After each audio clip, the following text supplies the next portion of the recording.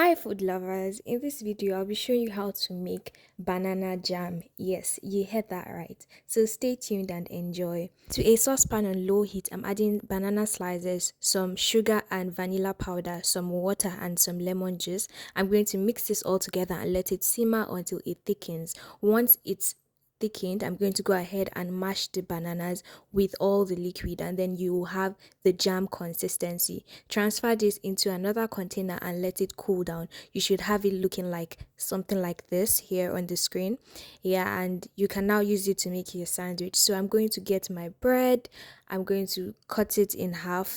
Go ahead and spread the banana jam on one half of the bread, and then I'm going to go ahead and get some peanut butter, spread it on the other half of the sandwich. I'm going to now go ahead and put this together, and there you have it, your peanut butter and banana jam sandwich. You guys, you have to try this, it's amazing. Thank you for watching. Kindly like and subscribe.